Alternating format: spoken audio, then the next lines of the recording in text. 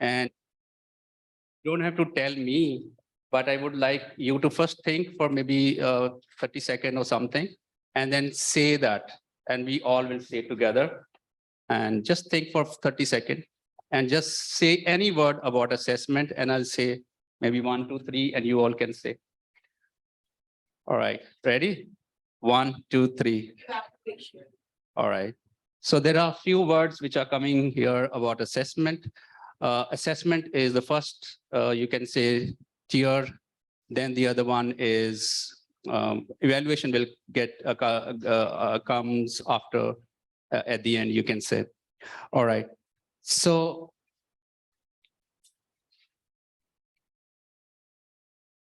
how will it? Yeah. All right, so we'll start with the facets of assessment. Number one is obstacles. There are certain obstacles when we talk about assessment. For example, first of all is our beliefs. For example, we believe that assessment should be only tests, or assessment should be something in which we can give marks only. Or sometimes we can believe that assessment is where we can help students to, learn something. So it is assessment is as learning tool, right? So sometimes our beliefs actually help us to grow as a professional and help other people to develop as students. But sometimes our beliefs also hinder, right? For example, if we believe in the old traditional methods, so that will hinder us to grow as a professional and will not help students to grow also. So teachers' beliefs about assessment, that is internal. Then teacher preparation. Teacher preparation can also hinder us. For example, we are not prepared to assess students. We do not know. We are not prepared. So then that also hinders us. And there are some external pressures also, which are kind of obstacles. For example, pressures such as high-stake assessments. For example, they will say that, okay, you will only have tests, or you will only have terminal examinations, or you will only have final examination. You will not have continuous assessment. So that is an external pressure which will come from the management side, perhaps. Then there are obligations. For example, nowadays we are working on watermark. So watermark has certain obligations. For example, we have planned that around 75% people, students, will get at least 75% marks from our assessments. So that is a kind of obligation. Or for example, we will say that 65% people should actually clear the examination or pass the examination or get good marks. So that is a kind of obligation. Obligation can come from the university also, obligation can come from HEC, obligation can come from the state also. So that is a kind of obligation. So that is another facet, you can say. Then third one is outcomes. Outcomes can be of two kinds. For example, the first one is artifacts. What kind of outcomes we are looking for? For example, we are looking for written tests, or we are looking for assignments, or we are looking for projects, or maybe other examples also. So what are we looking for? That will also be another facet to look at assessments. Second, the next one is when we talk about students' participation. For example, they should be participating in our assessment. So that is also another thing we look at when we talk about outcomes. Last one is opportunities. Opportunity is, for example, new goals, purposes, procedures. So we have come across many theories.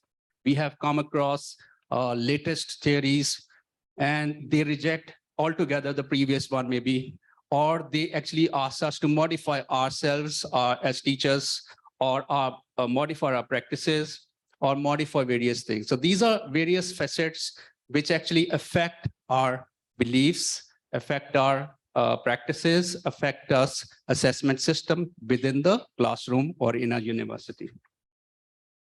All right. You all know assessment, and you must have heard two words too much. One is low order, the other one is high order. Are you familiar with this?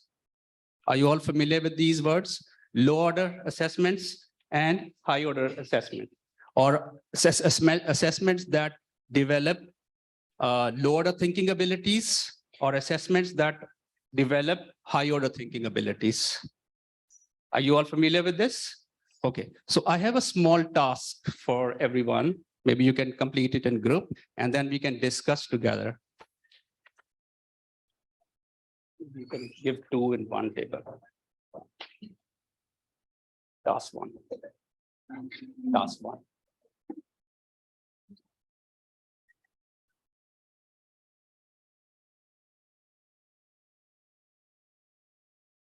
Maybe you can give more to people if they want. Give more. Okay, you can complete as group, but you can take more papers also. So for example, Martin, do we have something for online participants? yeah, this task is displayed over there, and they can also think of completing it, and they can write answers. When I'll ask the answers, they can write it. Actually, they have to think. The question is classify the following questions in low order or high order, right? So there are columns. So participants online can also think about them, whether they are low order or high order. And then they can write answers later on when I'll ask them to. So basically the task is, do you think that this particular task is developing high order thinking abilities among students or low order thinking abilities among students? So you can complete it as a group also. You can discuss and complete rather than doing individually.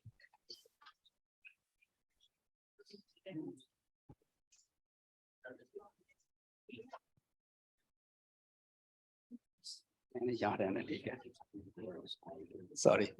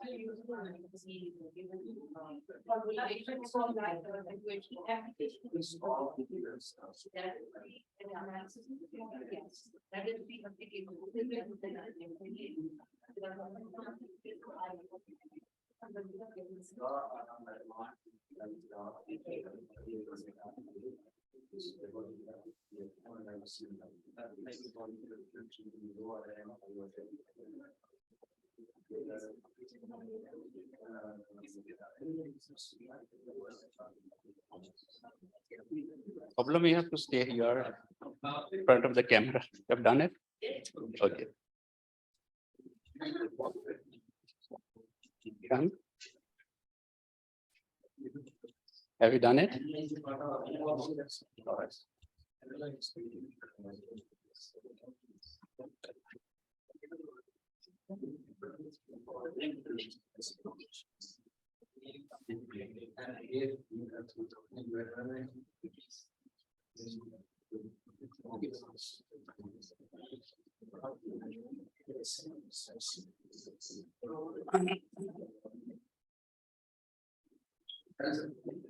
Okay, good. So should we discuss a little bit? All right. So the first question, there is something. So the first one is define photosynthesis. How many of you think it is a low order? It's a low order. And it's just a recall. Because it's a recall question, therefore it is a low order, right? All right. Make a judgment about the movie, motives of the main characters in the stories. High order. This is a high order thinking ability because it is judgment. Judgment is actually evaluation. You are evaluating somebody's, characters or characteristics. So those people who are online, they can also answer. So yes, high order. Okay.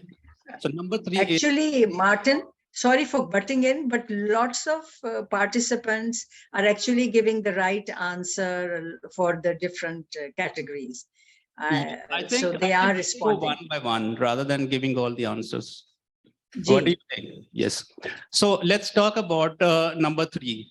Who discovered cure for rabies? That's a low order because it's just a recall. All right. So how many Yeah. of 3? Yes. Number 4. Now this is a little bit tricky. Define a 6 centimeter line into the ratio of 2:3:1. Okay, it's a high order. So let me see what people write on the screen also. So They're high order, I most of think them. it is high order because you have to have a particular, you need to know the skill procedure, right? So it is an application task. So therefore it is a lower, so high order thinking ability task. Next one is, what is another ending of a story? High order because you need to create. And in Bloom's taxonomy, the create is a high order, very high order level. Construct a collage that represents Day of Pakistan Day. That is also high order thinking ability. Just take out your Pakistan textbook. Okay. All right. So let me have counter arguments if people think differently. Low order. So why do you think that it is low order? Okay. Okay. We can't hear whoever is responding, Gohar. Yeah. Yes, I'm also up for lower order because I feel there's not much critical thinking ability that you require to be able to make a collage. So Okay. yes. So people on online, what are the answers for this one? Nosheen has said low order. I see actually Kamran, James, low order. I see Nosheen again. I don't know why 2 times low order. Kuratulan, low order. So there are many high order, but most is Okay. low order. So let's have Many. final decision about it. Number 1 is, like, for example, sir is saying, Dr. Saab is saying that if we take only material from the book and put it over there and make a collage, then it is a very low order thinking ability. But if you have to make, you have to do selection, you have to decide what material has to be placed and what is the background behind, then it is a high order thinking ability task. And I think the word itself from the Bloom's taxonomy and stuff is a high cognitive verb.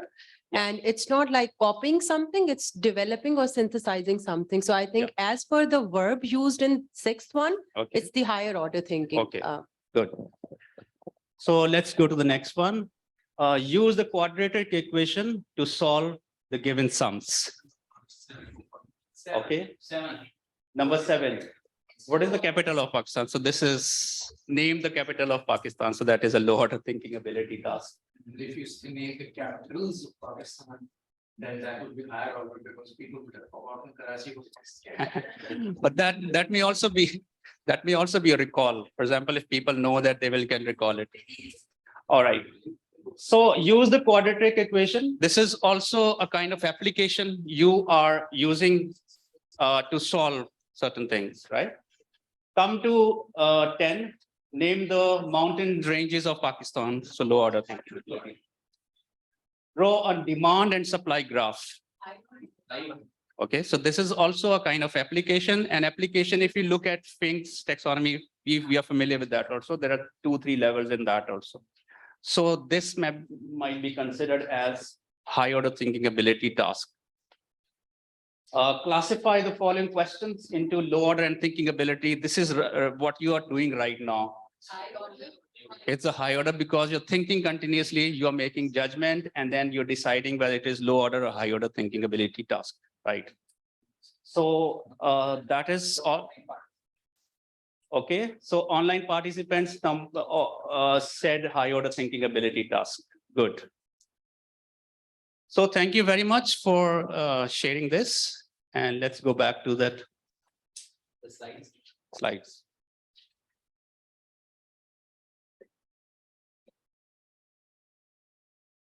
So in the assessment, there are 3, you can say levels. Number 1 is pre-assessment. The other one is formal assessment, continuous assessment, formative assessment, and then next one is summative assessment.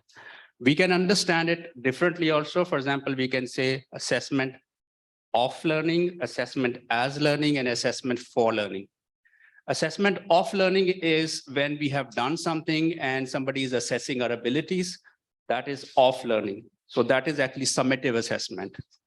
When we say, for example, assessment as learning, so it means we are using assessment as a kind of tool for learning. So this is a continuous assessment, and that is a formative assessment.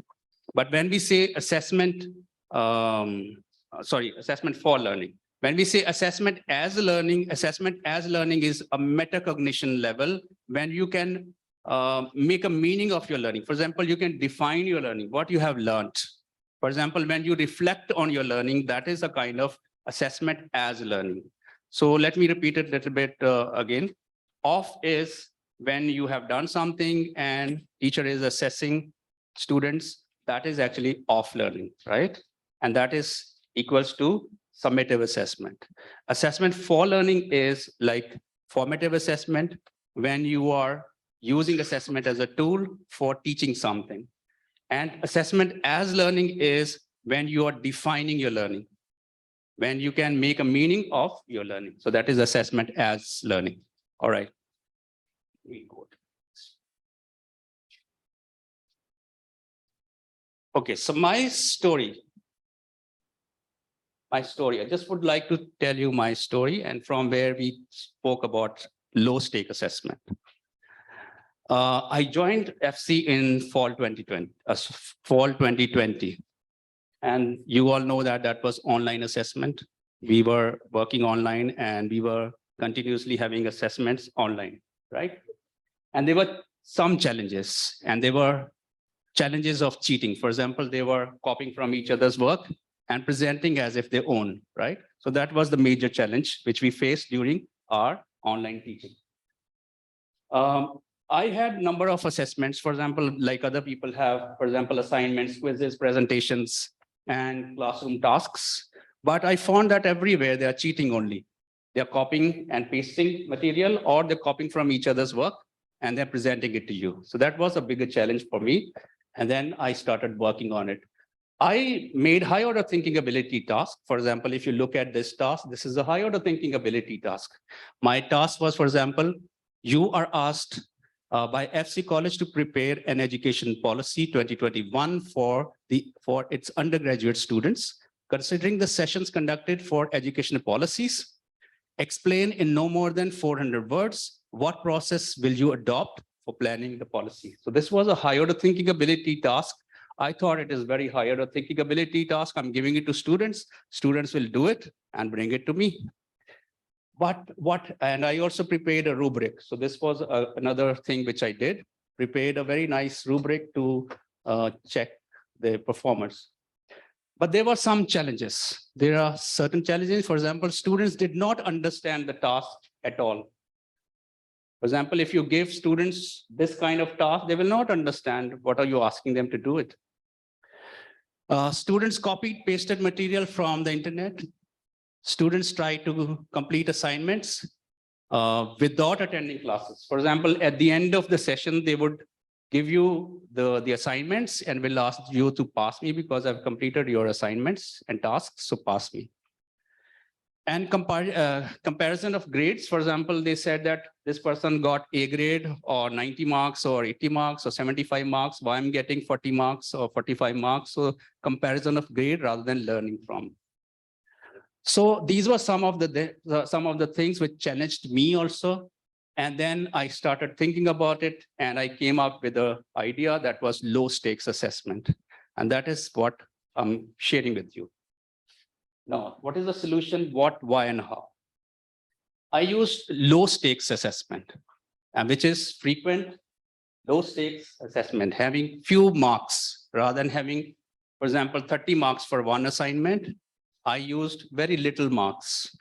Now you can look at the problems which I had, for example, cheating, copying, and then presenting the work at the end. These are some of the challenges which I faced. So these are guided, they're progressive, and there are few marks, right? So why would I use it? Because they encourage teachers to use strategies that promote inquiry and active student learning. Because, for example, you did this task right in front of me. You are doing it right now. You're thinking right now and producing your work, right? Same way I did with the students, rather than giving them the task and asking them to complete it at home, I asked them to complete it in front of me. I will help you. Your other students will help you, and we'll do it in the classroom only, right? Reduce grading pressure, which discourages cheating. Individual grades does not make much meaning. Dr. Kurutalan has a comment. She says, I do the same. I usually have assignments for second or third solid marks, 2 or 3 solid marks, and my students do it very actively. Good, thank you. So, so this pressure is reduced. Why? Because, for example, they will think that there are 2 marks, there are 3 marks, 4 marks. So there is no problem if I lose 2 marks or 3 marks. So there is no pressure at all. So otherwise, if they miss, for example, 30 marks, they will be after your life and asking you to increase the marks because there are so many marks to, lose. Encourage collaboration rather than competition. So they were working like groups, they were working in pairs, they were helping each other to complete tasks, right? So there was no competition, but collaboration also. Increase students' understanding of the task. That was guided, therefore increasing understanding. So they were step-by-step, progressive, right? For example, I conducted research on it also later on because I used it for 3 semesters and I got data from students. So this is from students, work. For example, out of 61, 51 preferred this, which is actually 92.2%. They preferred low stakes assessment over high weightage terminal examination, right? And these are some of the comments they actually gave. And right now I'm talking about why low stakes assessment. Low stakes assessment appraise students without putting, and there might be some errors because this is students' words, without putting them under stress. They reduce students' anxiety, easier to prepare for low stakes assessment. These assessments help students to self-assess. This is also a very important thing, self-directed learning. So self-assess their performance and improve in the upcoming assessment. These assessments improve students' learning and have a long-lasting impact on their overall achievement. They take place immediately after the study episodes, thus they reinforce learning. Students do not fail in the course even if they have missed one of the low stakes assessments. All right, so this is why low stakes assessments. Now, how your assessment can have 3 major characteristics. Number 1 is they should be authentic. Authentic means they should be aligned with the SLOs, or they should be aligned with the course, you can say mission statement, right? Number 2 is effective. They should be theory driven. You need to take learning from the theory and develop your assessment. And number 3 is transparent. Students should be clear about the learning process and expectations. So if there are 3 different things in assessment, it means your assessment is actually an effective assessment. All right. So my first task, I'm trying to align first. So this is my alignment, which I did. For example, I looked at the university's mission, looked at, you say, university's vision and mission, and then department's mission and vision, department's mission, program's mission, and program's outcome, and then student learning outcome for the course. So I looked at this alignment first. And then I compared it with Fink's taxonomy, and I thought that Fink's taxonomy were very well, aligned with this. We could use it to achieve what we wanted to achieve, because I also highlighted some of the graduate attributes which are highlighted in the mission statement or course objectives, or for example, in the program mission or objectives. So these were some of the graduate attributes which I identified. So using Fink's taxonomy, I identified SLOs for students and developed my assessments. Second thing is that assessment, this is alignment, external alignment. The second alignment is internal alignment. For example, it should fit with your lesson altogether. But before going to this, I'm asking you to describe characteristics of the given triangle. There's a triangle on your table. So can you identify at least one characteristic of this triangle? Right angle isosceles. This is, okay, this is isosceles triangle. So what is the two sides are? Two sides or two angles are Two. same. Yeah. And which one is this? That is all the angles are same. Equilateral triangle. So all the angles or all sides are congruent or same. This is Keelan triangle, I think. You're bad at maths. These are Keelan triangle, because one, you can see one line, two lines, and three lines. It means all three. There are two lines on the Right. short lines on the lines also. Yeah. So it means one line means it is different from there's no other line similar to this one. Right. So all are different. So this is Keelan triangle. Scaling, Yeah. yes. Which one is that one? All equal sides. Okay, so this is the equilateral triangle. Yeah, equilateral, yes. No, you're looking at that one. But if you look at the line. Okay, so this is any triangle. This is equilateral triangle. Lines that are equal and two angles that are equal. Isosceles triangle. Okay, yes. So we have a isosceles triangle, we have equilateral triangle, we have right angle triangle, Keelan triangle. And I purposely put it because we use a word which is known as metaphor. We can use a metaphor to understand a concept. So today, a metaphor which I'm using is a triangle metaphor. For example, if you look at this triangle, this is an equilateral triangle. What happens in our classrooms? Okay, so these are equilateral triangle has certain characteristics. For example, all the angles and all sides are congruent or equal. That is the best thing.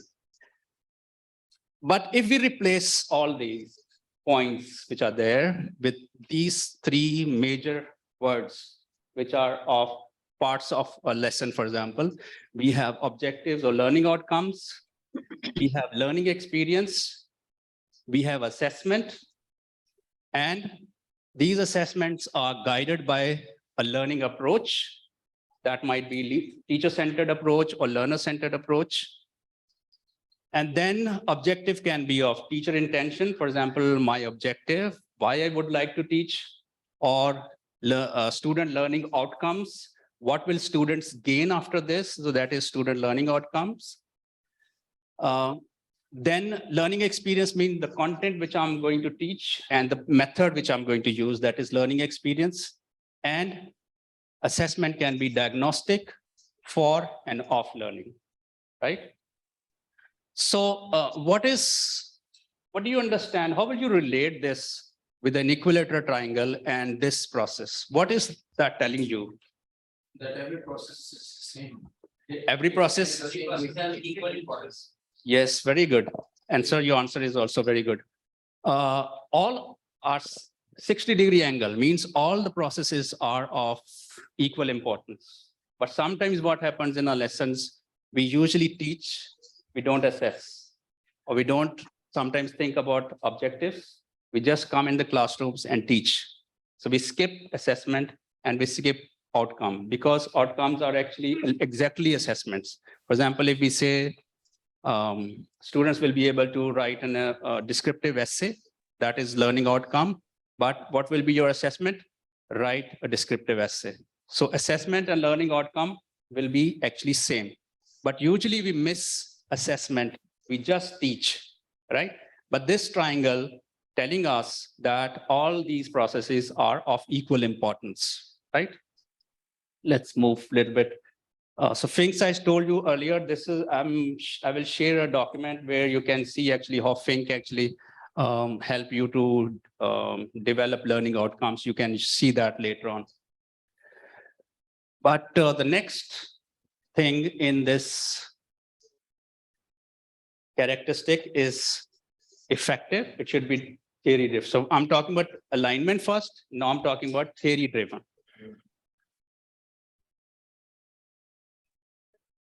If you look at this, this is 3 concentric circles. Is it too much? Okay, these are 3 concentric circles. What is the center one telling you? What I can do. It means I have certain abilities. Students, when I say we are talking about students, our students actually. So I have, as a student, I have certain abilities. It means my teacher should check that first, what I already know. I cannot just simply give assessment and tell students to complete it unless teacher checks what I already know, because there are certain abilities which I already have. So I'm not ready to share, or I'm not ready to ask our teacher to check that one, which I already know, or that will be a waste of time if teacher checks that. So I already have certain abilities, which is known as ZAD, zone of acquired development, right? Second one is what I can do with somebody's help. I cannot achieve that on my own, but I can achieve with somebody's help. And who is that help? That might be my peers, my teacher, written material, or any kind of help can support me, and then I can achieve this, right? And there is another one, which is what I cannot do at all. It means your assessment should lie in the center circle, which is actually zone of proximal development, right? And how I can help that, how can I design assessment? There should be 3 things which should be in my mind. Number 1, my students already know certain things. Number 2 is there should be support. And the support, other word for support is scaffolding. And the third thing is that support should be fade out. Fade out means gradually remove, like dimmer removes, dimmer. This can also be forwarding scenario. Yes.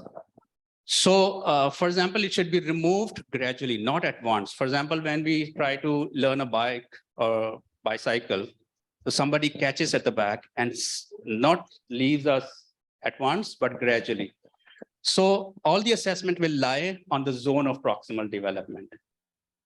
So you will see that in the next sample assessment, I will have all these 3 things. For example, if I share this one, can you share?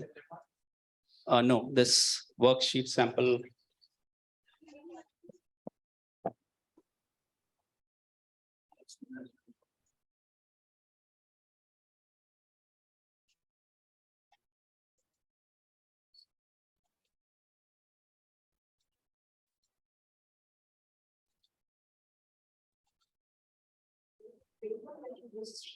Yeah, that is why God.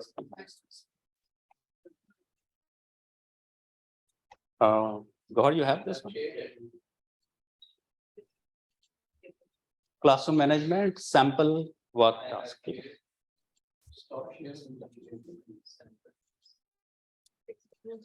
All right, so this is, I'm sharing my students' work actually with you. This is, you can see the names of the students and the work done by students. First one is, and I use a technique which is known as think, pair, share. That is a cooperative learning technique. Now, think is students, first of all, will think on his or her own. So what I'm doing here right now, I'm acknowledging what students already know, right? I'm not asking them to complete what I'm asking you to complete, but I'm asking you to first share what you already know. So think and answer these questions. And then I'm asking you, I'm allowing you to work with other people, peers, and learn what can be beyond your own learning only. For example, I asked them to work with a partner, share with a pair, and complete the second column of it, right? And then compare what you have done, and then come up with some answers. And then towards the end, I asked them to share it with everyone in the classroom. And then I also provided my feedback. So you can say that feedback, sharing with groups, sharing with pairs is all actually scaffolding. And then towards the end, and you can see how many marks are there, 5 marks altogether. And there's a lot of work which people are doing. And they don't have to cheat because they're doing in the classroom, they're doing in front of them, they're thinking, and they are producing work. Here, I'm using this assessment as assessment for learning, teaching a concept, right? And this is a low stake assessment because this is guided. This has low marks, and this is helping students to gain a concept, right? Another sample.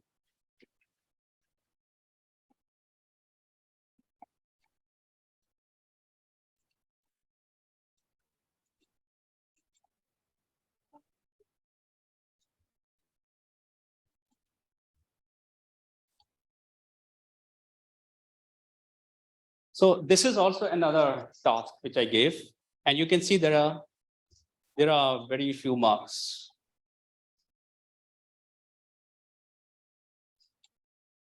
First of all, you can see the marks somewhere, 2 marks. 2 marks because this was a scenario, and I asked them to answer 2 small questions. Just if you can can you move it a little bit up? Yeah. So basically, after looking at the scenario, they are writing these answers, right? For example, what would you do to help your students to progress and prepare for achievement tests? So there was a scenario, they answered the question, 2 questions, they looked at the scenario and answered the question. So that is a kind of low stake assessment, guided, low stake, very few marks, and not developing anxiety among students. There are many more which I could share, but I'm sharing only 2 today. Thank you. PowerPoint. Now I'm asking you to same way work in groups, and this is a marking.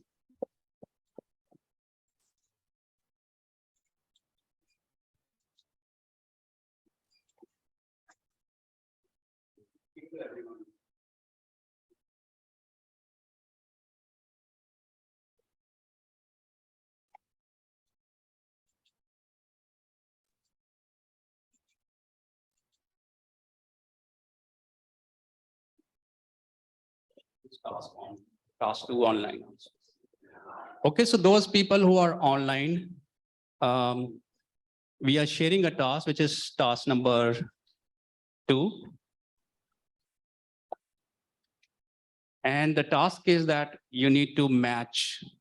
There are answers given by students. You need to match with the marks, appropriate marks, and you can write the number in front of the marks, right? For example, the first one is statement number 1 has certain marks. If you think that 1 number should be given to statement number 1, so here in the column, empty column, you can write number 1, right?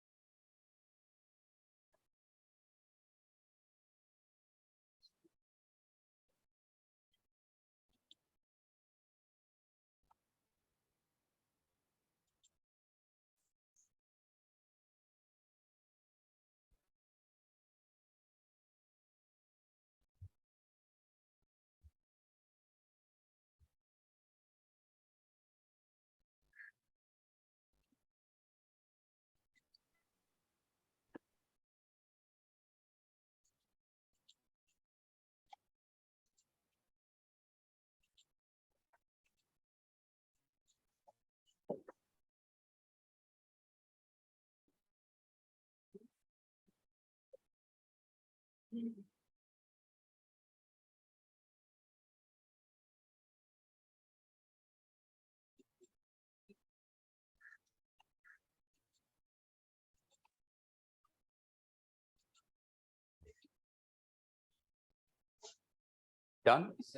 What is the wording here? What we have to do? Sorry, I'm unable to understand the question here. For example, this is the answer of the student. If you think that this should have, let's suppose 2 marks, so in front of this you will write 1. Okay. If you think that this should have number 1.5 marks, so you can write 2 in front of 1.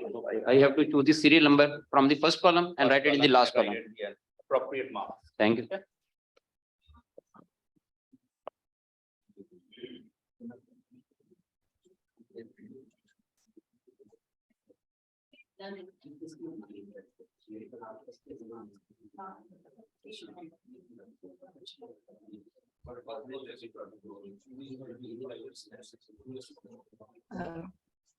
Gohar, please screen नीचे करें because people cannot see the full screen online. थोड़ा सा इसको और use कर दें इसका या yes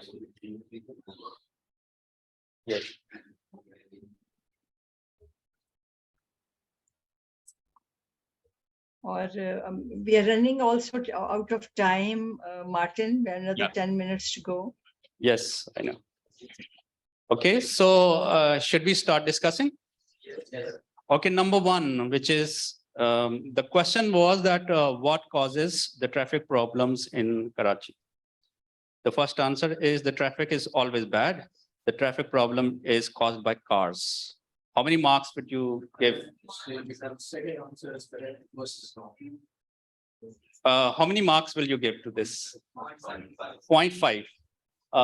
Okay, so online participants are also saying, so Daniel is saying that 0.5, okay. All right.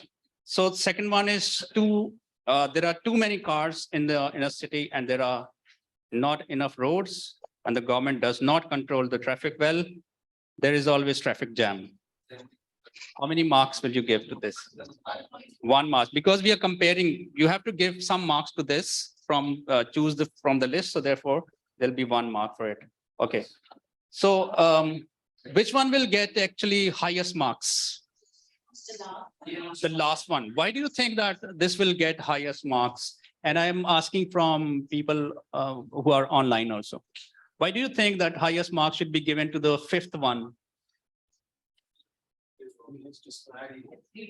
Okay. Okay, good. So there is a there are points, there is comparison, there is suggestion also, right? Good. There is no confusion also. Dr. Aftab says that very well elaborated. Dr. Hina says relevant and elaborated, detailed. Dr. Nasheen's comment, and Okay. it mentions all points in the other answers, but also compares with other cities. Okay, good. So I think these are good answers by you and very correctly done. There is, you have heard about Bloom's taxonomy, you have heard about Fink's taxonomy, but there is another one, which is solo taxonomy. The problem is when we are working with let's suppose marks, and there is, for example, 1 example, 1 mark, or 1 point, 1 definition, 1 mark, that is very easy. But when there is qualitative difference, that becomes very difficult, right? So solo taxonomy tells you that how to actually decide among all these. So there are different stages. For example, the first one is known as pre-structural stages. Solo means that actually a structure of observed learning outcomes. So pre-structure means that you're missing the point. So first one is actually missing the point. That is why you're saying that it should get 0.5 marks. The next one is unistructural. Unistructural means only 1 answer, correct. And next one is multi-structural. So there are many points, but all are not connected very well. And 4th one is relational. They are connected very well. And the last one is extended abstract. They are going beyond the limitations. So therefore, the last one will get actually the highest marks, right? So this is how you can, you know, grade your assessment when you are talking about qualitative difference in the low stakes assessment. So I think this is all from my side. Thank you very much for joining. And thank you very much, online participants. Thank you, sir. We have launched the Zoom polling. And you're all requested to please respond to that. Yes, we have shared the in-person polling sheet as well.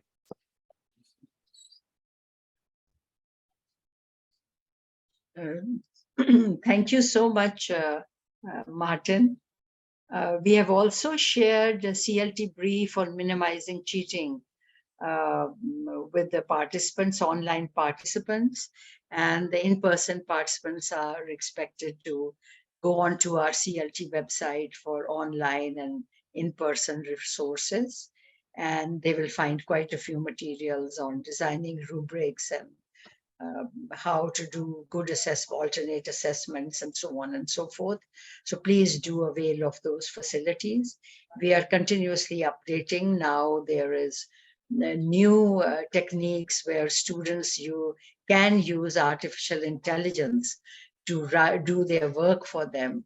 And so we will all, as teachers, will have to find ways to stay a step ahead of our students. And I can see Sylvia smiling, but I'm sure she has heard of it, because Chat GPT is becoming the rave, at least in the West. And I am sure, it will. I don't know why you haven't received,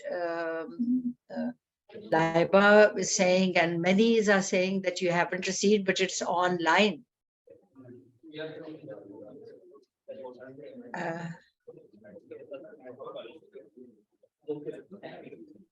Quite a few of you say that you have not received the poll, but the polling is online. If you click on it and start, Gohar? Ma'am, I've closed the polling 1 minute ago. Okay. Yeah. Yeah, but that is why many are saying we have not seen it. So perhaps they did not check it at that time. Perhaps you could launch it again so people who have not done it could do it. Can you do that?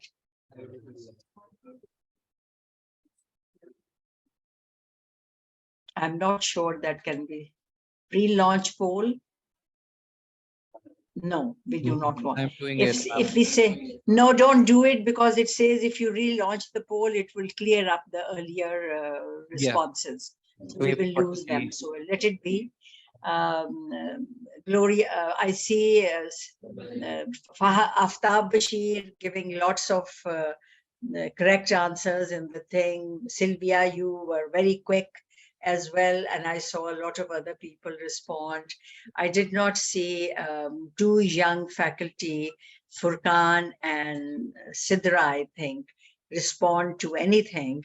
Perhaps it was, I have been writing to them and they have not responded, so I wondered if they were there behind the screen. So I think that's another issue with online attendance, that sometimes you put it on and you disappear. So we have requested that you should keep your video on if you can, so that we can ensure that you are there. I'm sorry for being school mamish, but that was one of the suggestions that came from VR office, that perhaps it's better if they keep their videos on. Like I said, I wrote to both of them and I did not get a response. So I wondered. Anyway, so nice to see you. Hina, great. You were giving a very good responses. Irtaza, you were right there, dot on. Kuratulan, you were very active. And there were quite a few others very, very active, Ibtisam and many others. So thank you so much. Until next time. So apparently you don't have a class to run to, right? Okay.